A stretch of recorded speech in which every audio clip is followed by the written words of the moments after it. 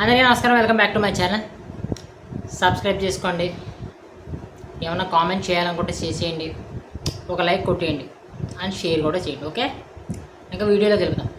వర్మ గారు, ఏంటండి మీ కర్మ? అంటే ఏం లేదండి, మీ ప్రాబ్లం ఏంటండి? ఎప్పుడు ఫ్లెక్సీ గొడవ తీసుకొచ్చేసి గొడవ పెడతారేంటి మీరు?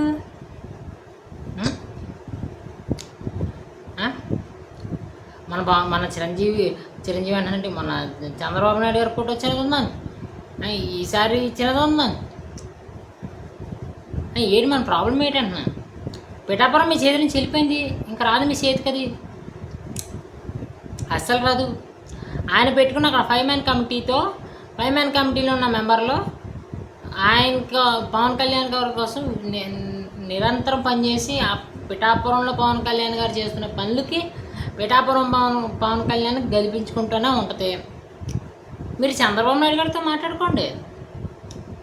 చంద్రబాబు నాయుడు గారితో మాట్లాడుకుని నాకు ఇంకో నియోజకవర్గం ఇస్తావా, లేకపోతే నాకు ఒక ఎమ్మెల్సీ సీట్ ఇస్తావా, లేకపోతే ఎమ్మెల్సీ సీట్ ఇచ్చి మంత్రివర్గంలోకి లాగుతావా?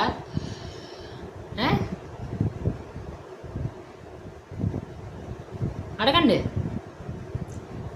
చంద్రబాబు నాయుడు గారు ఫ్లెక్సీలో చిన్న బొమ్మ ఉందని తెగ బాధపడిపోతున్నారు. ప్రోటోకాల్ మనకు తెలియదా? మనకు తెలిసిన ఇష్టం మాట్లాడతామా?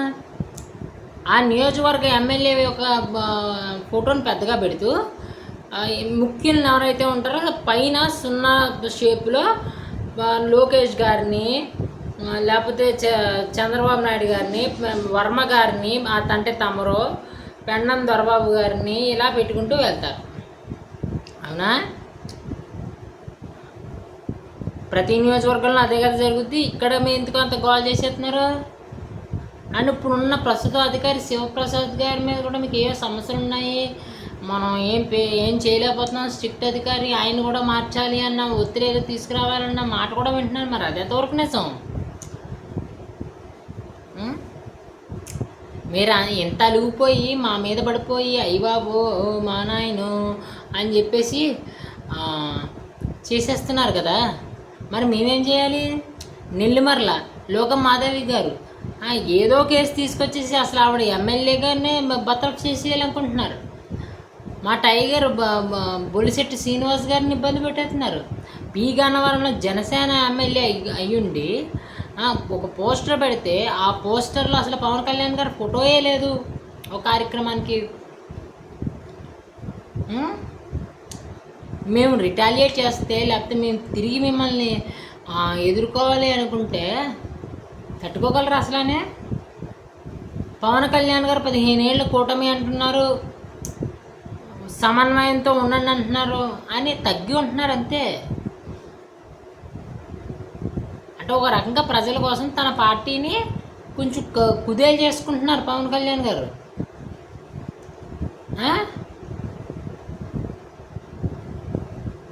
ఏంటి మీ గోల? మీ గోల చెప్పండి. మీ గోల ఇలాగా అరడం, లేకపోతే టికెట్ ఇచ్చినప్పుడు చించేయడం కాదు. చంద్రబాబు నాయుడు గారి దగ్గరికి వెళ్ళాలి, నారా లోకేష్ గారి దగ్గరికి వెళ్ళాలి, లేకపోతే వైజాగ్లో ఉన్నటువంటి శ్రీనివాస్ గారు ఎమ్మెల్యే గారు, ఆయన మీ ప్రధాన కార్యదర్శి అనుకుంటాను, ఆయన దగ్గరికి వెళ్ళి మొరపెట్టుకోవాలి. నాకు ఏదైనా పెట్టి సావండి అని అడగాలి. అవునా? మా మీద పడితే ఎలాగా? మీరు మా మీద పడతానే ఉంటారా? మీకు షాకులు తగులుతూనే ఉంటాయి. కంఠశోష తప్ప అక్కడ మీ పరుగు పోవడం తప్ప ఇంకేం లేదు అక్కడ. ఇప్పటికైనా మారి పవన్ కళ్యాణ్ గారు చేస్తున్న పనులను ప్రజల్లోకి తీసుకెళ్ళి చెయ్యండి. 2029లోని నియోజకవర్గాల పునర్విభజన జరిగితే తమరికి ఏమన్నా సీటు వస్తే ఆ సీటీలో పోటీ చేయండి.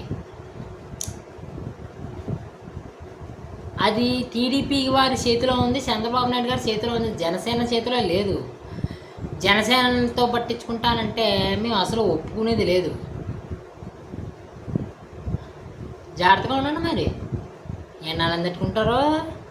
గట్టిగా తిరగబడిపోయారు అనుకోండి, కష్టమైపోద్ది. మరి తట్టుకోలేరు అసలే.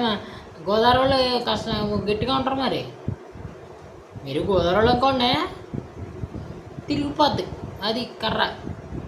జాగ్రత్తగా ఉండండి. మరి ఇలాంటి నాటకాలు ఏం ఆడకుండా ప్రశాంతంగా ఉండండి.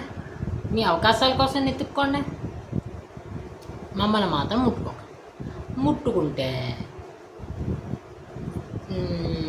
అగ్గి మీద చెయ్యి ఎట్టేసినట్టండి, లేకపోతే హారతి కర్పూరం చేతులు ఎట్టేసుకున్నట్టండి.